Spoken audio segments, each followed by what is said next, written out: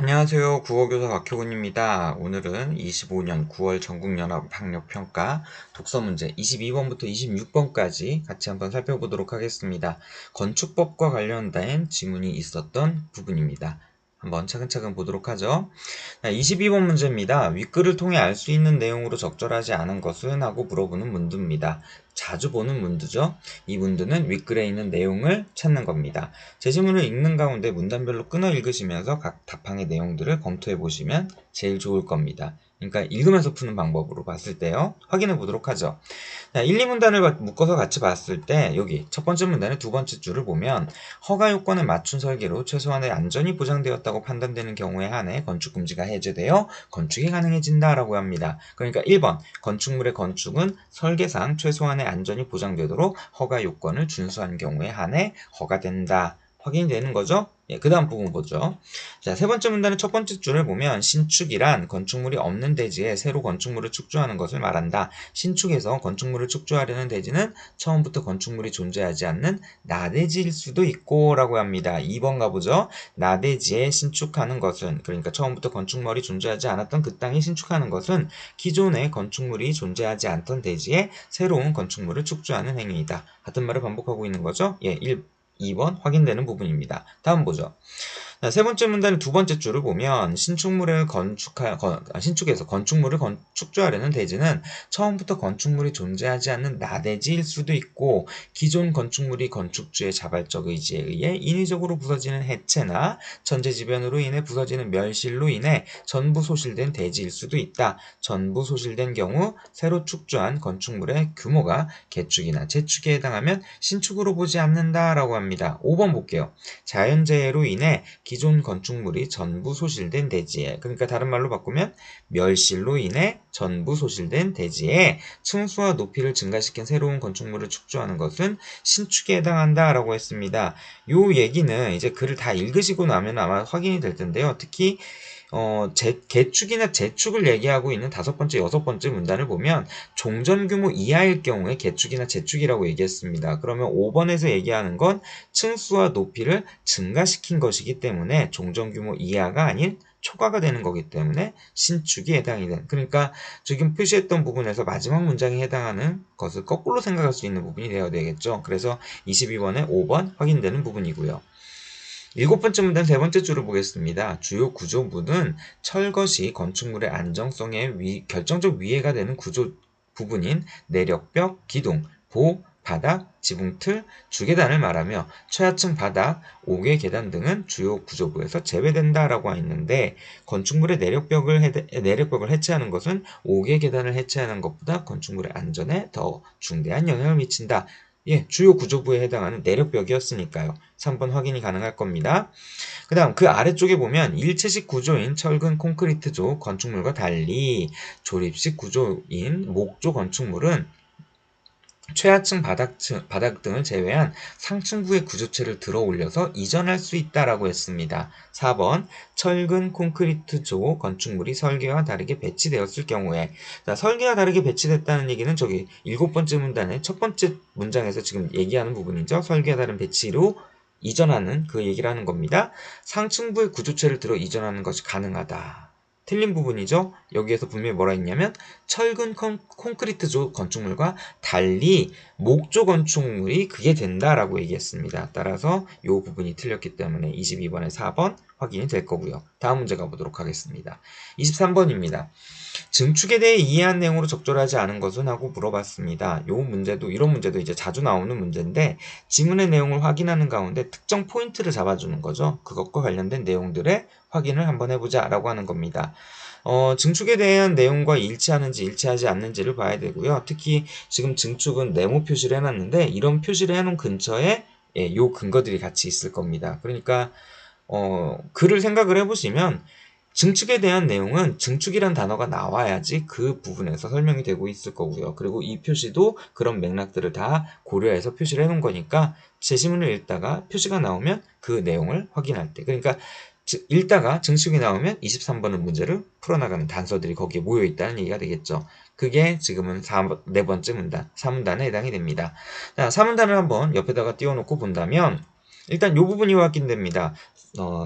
네 번째 문단의 네 번째 줄 증축에는 지하층의 바닥 면적을 증가시키는 경우가 해당이 된다라고 얘기를 하고 있죠. 3번 건축 면적은 그대로 유지하면서 지하층의 바닥 면적만 증가시키는 것은 증축에 해당하지 않겠군이라고 얘기했습니다. 바닥 면적을 증가시키는 경우요. 증축에 해당이 되는 거죠. 예, 그러니까 적절하지 않은 거 바로 나오네요. 네, 나머지 거 확인해 보도록 하죠. 야, 네 번째 문단 밑에서부터 여섯 번째 줄을 보면 기존 지하층을 둘러싼 지표면을 깎아서 그 층이 지상에 노출되도록 하는 것도 건축물의 높이가 증가한 경우이므로 증축에 속한다. 5번 지하층이 존재하는 건축물 주변의 지표면을 깎아 지하층을 지상에 드러나게 한 것은 증축에 해당하겠군. 맞는 거고요. 그 다음 네 번째 문단 밑에서부터 네 번째 줄. 한 층의 층고가 상당히 높아 중간층을 만들어 사용하는 경우도 증축에 해당한다. 중간층을 만들어 건축물의 연면적을 늘린 것은 증축에 해당하겠군. 좀 한번 생각을 해보셔야 되는 게 중간층을 만들면 연면적이 늘어날까요? 연면적에 대한 얘기는 예, 저쪽에 확인되실 겁니다. 네 번째 문단의 네 번째 줄에 연면적은 각 층 바닥 면적의 총합을 얘기해요. 그러니까 중간층을 만들었다는 얘기는 층이 늘어났고 층이 늘어났다는 얘기는 예, 바닥 면적을 포함할 층이 하나 더 있으니까 연면적이 늘어나는 거 맞겠죠. 1번 중축 맞는 거고요. 그 다음 봅니다. 밑에부터 세 번째 줄을 보면 냉난방, 급수 등 건축물의 기능을 안정적으로 유지하기 위해 설치하는 건축물의 설비는 건축물로 보지 않으므로 설치는 증축에 해당하지 않는다라고 했습니다. 옥상에 물 공급을 위한 물탱크를 설치하는 것은 증축에 해당하지 않는다. 확인되는 거고요. 그리고 세 번째 문단에서 증축에 대한 얘기인데 얘 혼자만 지금 세 번째 문단에서 확인이 됩니다. 특히 마지막 부분에요. 한편 주된 용도의 건축물을 이용 및 관리하는데 필요한 부속 용도의 건축물만 존재하는 대지 내에서 이 부속 건축물과는 별도로 주된 건축물을 새로 짓는 경우에도 신축에 해당한다라고 합니다. 4번 볼게요. 부속 건축물만 있는 대지에 주된 용도의 건축물을 별도로 축조하는 것은 증축에 해당하지 않겠군이라고 얘기했습니다. 예, 이건 신축에 해당하는 거죠. 신축에 해당하는 겁니다. 그래서 확인되는 부분이 있고요. 다음 문제 넘어가기 전에 요 얘기 한번 잠깐 해보면 지금 여기에서 건축물의 종류가 두 가지가 있습니다. 그러니까 부속 건축물이 있고요. 주된 건축물이 있습니다. 요걸 경계를 확실하게 구분을 짓고 생각을 못 하시게 된다면 헷갈릴 수 있는 포인트가 됩니다. 여기도 지금 이 지문 자체도요. 건축과 관련돼 갖고 얘기하는 단어들이 되게 많습니다. 신축이 있고요, 증축이 있고요, 개축이 있고요, 재축이 있고요, 이전이 있고요. 그러니까 각각의 개념들에 대해서 명확히 구분을 하지 못한다라고 한다면, 그러니까 지문을 읽으면서 그것들에 대한 어떤 각각의 특징들을 구별해내지 못했다라고 하면 예, 혼란스러울 수 있는 특히 법을 다루고 있기 때문에요. 그런 부분들이 좀 있을 거고요. 또 하나 더 얘기해 본다면 아까 규모라고 하는 말들이 자꾸 나오고 있는데 이 규모가 우리가 쓰고 있는 일반적인 일상에서의 의미와 다른 의미로 쓰이고 있다라고 하는 것도 생각하셔야 됩니다. 법에서 쓰이는 용어이기 때문에 그래요. 그래서 지문 속에서 개념을 정의해주고 있다면 그 정의된 개념들은 꼭 놓치지 말아야 됩니다. 그거 기억하시고 다음 문제 가봅니다.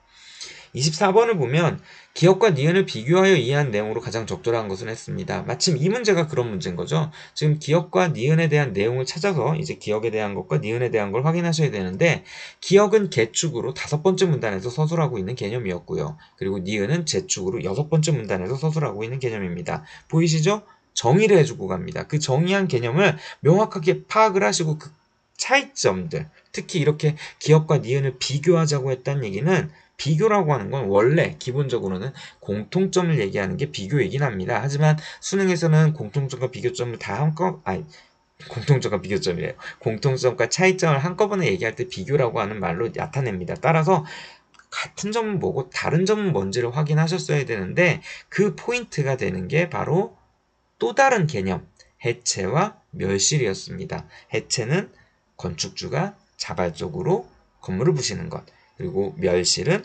천재지변에 의해서 건축물이 부서지는 것. 요걸 구분하시면 아마 여기가 훨씬 더 보였을 겁니다. 자, 한번 정리해보죠. 1번에 보면 기억은 니은과 달리 건축주의 자발적 의지로 기존 건축물이 소실된 상황에서 건축물을 다시 축조하는 것이다. 예, 자발적 의지로 부쉈다는 얘기니까 요건 세 번째 문단 세 번째 줄에서 얘기했던 해체에 해당합니다. 따라서 24번의 1번은 맞는 얘기. 적절한 걸 찾은 거니까 이게 지금 답이 되는 거죠. 이제 나머지 것들은 왜 적절하지 않는지 확인해 봅니다. 2번 가봅니다. 2번을 보면 기억은 니은과 달리 한 대지 있는 여러 동의 건축물이 모두 소실되었을 때 일부 동만 다시 축조하는 것이 가능하다라고 얘기했습니다. 일부 동만. 그러니까 뭐 5개 동이 있었으면 5개 동이 다 무너졌을 때 2개 동만 뭐 축조하는 것이 가능하다라고 얘기한 건데요. 자, 지금 표시된 부분 5번째 문단과 6번째 문단을 보면 공통으로 나오는 말이 뭐냐면 종전 규모 이하에 해당 이렇게 얘기를 했어요. 그러니까 4번째 문단의 2번째 줄에서 얘기했던 규모, 이 규모라고 하는 거 안에는 건축 면적, 연면적, 높이 이런 것들이 들어갔었습니다. 그러니까 동수도 그 중에 하나로 본다면 여러 동이 있는데 일부 동만 하는 거니까 다시 축조하는 것이 가능하다라고 하는 거. 예, 보이실 겁니다. 이제 뭐가 보일 거냐면 이게 틀린 거죠. 기업과 니은이 모두 가능해요. 한쪽만 되는 게 아니라 양쪽 다 종전 규모 이하라고 얘기했기 때문에 예, 다 가능해지는 겁니다. 특히 재축 같은 경우는 좀 달라지는 게 이제 뭐 초과하는 것도 된다라고 얘기했는데 그것까지 지금 상황을 준 건 아니니까요. 여러 동이 있을 때 그거보다 적은 동수로 축조하는 것이 양쪽 다 가능합니다. 3번 확인해 보죠. 3번 니은은 기업과 달리 재축은 개축과 달리 기존 건축물이 존재하던 대지와 동일한 대지 내에서 이루어진다라고 했는데 예, 이 포인트 봐봅니다.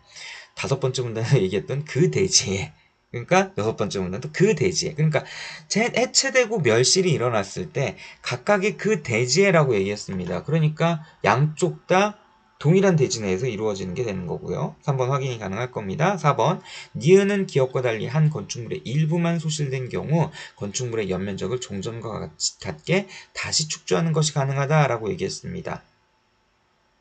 일부만 소실이 됐어요. 해체가 되든 멸실이 됐든 일부만요. 근데 그게 연면적을 종전과 같게 다시 축조하는 게 가능하다. 종전 규모 이하여야 돼요. 종전 규모 이하. 이하라는 얘기는 같거나 그거보다 아래, 적거나 작거나 이걸 얘기하는 거게 되겠죠. 그래서 예, 양쪽 다 가능한 겁니다. 양쪽 다 가능합니다. 그 다음 5번 가보죠. 5번을 보면 기업과 니은은 모두 건축물의 높이를 기존 건축물보다 낮게 바꾸는 것이 불가능하다라고 얘기했습니다. 이쯤 오면 이제 규모라고 하는 말이 좀 머릿속에 돌고 종전 규모 이하라고 하는 게 돌았으니까 예, 보이실 겁니다. 양쪽 다 가능한 거죠. 양쪽 다 가능합니다. 종전 규모 범위 이하니까.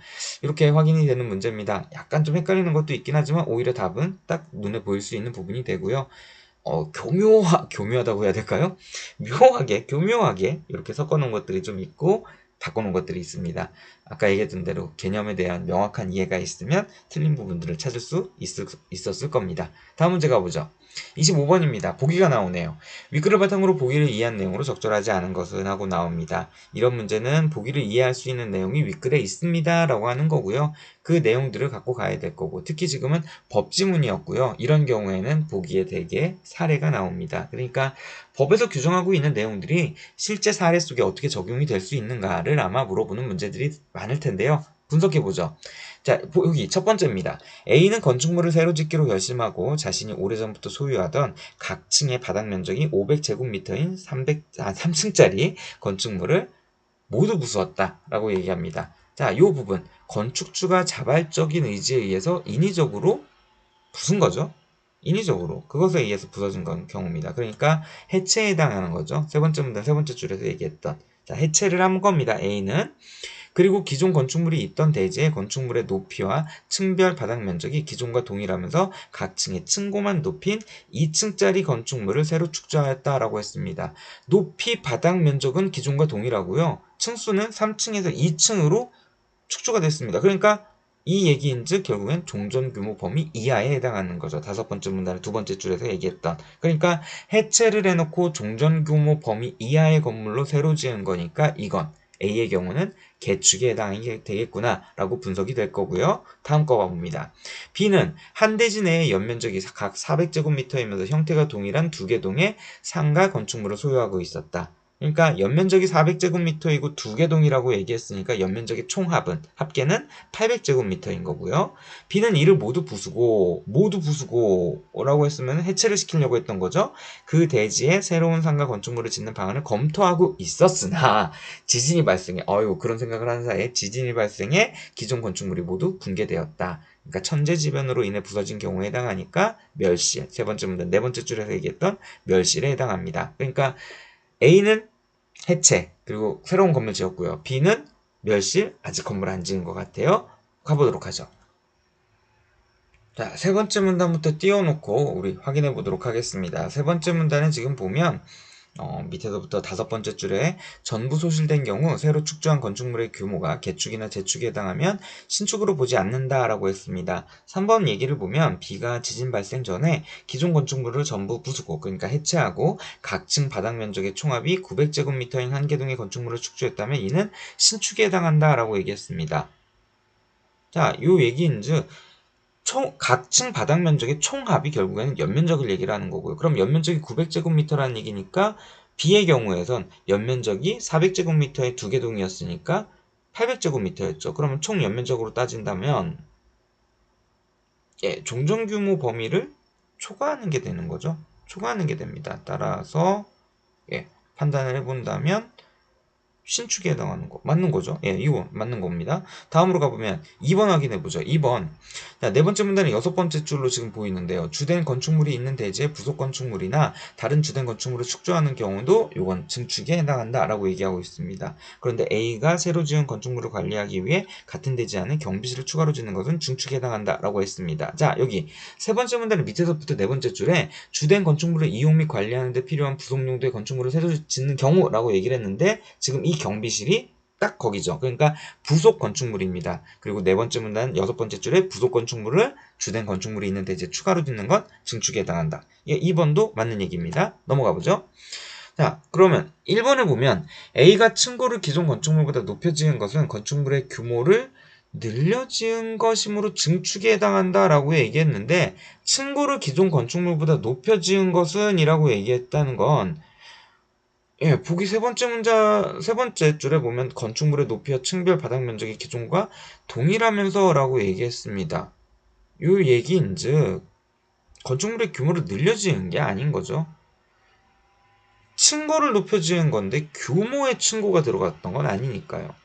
그러니까 높이와 바닥 면적이라고 하는 규모는 동일하게 유지했던 겁니다. 따라서 늘려 지은 게 아니니까 확인이 될 거고요. 특히 다섯 번째 문단 첫 번째 줄에 보면 개축은 이런 거다라고 얘기하고 있습니다. 따라서 건축물의 규모를 기존과 동일하게 다시 축조한 것이기 때문에 개축에 해당한다라고 얘기하는 게 맞을 테니까 1번은 틀린 부분이 됩니다. 다음 거 한번 가볼까요? 자, 여기 다섯 번째 문단의 네 번째 줄에 보면 같은 대지 안에서 건축물의 위치를 이동하거나 구조를 변경하는 것은 개축에 해당하나? 라고 합니다. 5번 B가 지진 발생 전에 기존 건축물을 모두 해체하고 개축했다면 같은 대지 내에서 기존 건축물과 다른 위치의 새로운 건축물을 축조하는 것이 가능했을 것이다. 위치를 이동했다라고 하는 얘기니까요. 요 얘기도 맞는 얘기가 되는 거죠. 그 다음 여섯 번째 문단의 두 번째 줄에 보면 이때 연면적의 합계 즉 그 대지에 존재하는 모든 건축물의 연면적의 합이 종전 규모 이하여야 하며 재축에 대한 얘기입니다. 동수, 층수, 높이 중 어느 하나는 종전 규모로 초과하는 것이 가능하다. 4번 B가 붕괴된 기존 건축물의 연면적의 합계가 700제곱미터인 건축물로 재축한다면 층수와 높이가 종전 규모 범위 이하인 3개 동으로 축소할 수 있다라고 했습니다. 연면적의 합계가 B의 경우에서는 800이었어요. 그런데 그게 700으로 줄었습니다.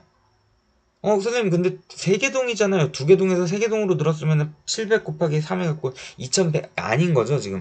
3개 동의 연면적의 합계가 700이란 얘기입니다. 따라서 층수하고 높이는 종전규모 범위 이하로 놨다면 동수 하나 정도는 종전규모를 초과하는 게 가능하다라고 얘기했으니까 4번도 맞는 걸로 확인할 수 있는 거죠. 여러분이 숫자를 보고서는 계산하기를 바랬던 아마 출제자의 의도가 아니었을까 싶습니다. 이렇게 확인하시면 2번, 25번 문제 확인이 가능했을 거고요. 넘어가 보도록 하겠습니다. 26번 문제입니다. 26번 문제를 보면 A와 문맥상 의미가 가장 가까운 것은? 하고 물어봤습니다. A와 가장 문맥상 의미가 가깝다는 얘기는 이런 문제 지금 계속 나오고 있는 건데 문맥이 유사하다는 건 글의 흐름이 유사하다는 것, 글의 흐름이 유사하다는 얘기는 의미를 만드는 문장 구조가 유사하다는 것, 문장 구조가 유사하다는 것은 쓰이고 있는 조사가 확인했을 때 동일한 혹은 유사한 흐름을 구조를 보이고 있다라고 하는 걸 볼 수 있고요. A에 해당하는 부분은 옮기는입니다. 건축물의 주요 구조부를 다른 위치로 옮기는 것이다 했을 때 부분입니다. 그러니까 무엇을 무엇으로 옮기다로 지금 나타나고 있는 거고요. 그렇게 본다면 이런 지금 조사들이 보일 겁니다. 몇몇은 그 조사들이 딱딱 맞춰져 있고요. 2번은 아닌 거죠. 무엇을 누구에게 옮기다 이기 때문에. 그리고 4번은 무엇을 어디에 옮기다 라고 하는 거니까 4번도 아닌 거고요. 그러면 1번, 3번, 5번을 놓고 고민하실 텐데 여기에서 또 다른 힌트는 의미 구조가 같아야 돼요. 그러면 뭐뭐로 앞에 다른 위치라고 나와 있습니다. 그러니까 장소죠. 건축물을 다른 장소로 옮기는 겁니다. 따라서 장소에 해당하는 말이 나와야 되는데 의로 앞에 지금 결합한 말들을 보면 장소를 얘기하고 있는 건 1번 강당밖에 없죠. 5번의 반대편은 방향이니까요. 그래서 정답은 1번이 됩니다. 이렇게 풀어가시면 되겠습니다. 어휘의 의미를 물어보는 문제는 이런 식으로 분석적으로 풀어가시면 하나의 정답이 내가 정답입니다 라고 나타나는 경우들이 꽤 많으니까 기억하시면 좋겠습니다. 여기까지 하겠습니다. 고생하셨습니다.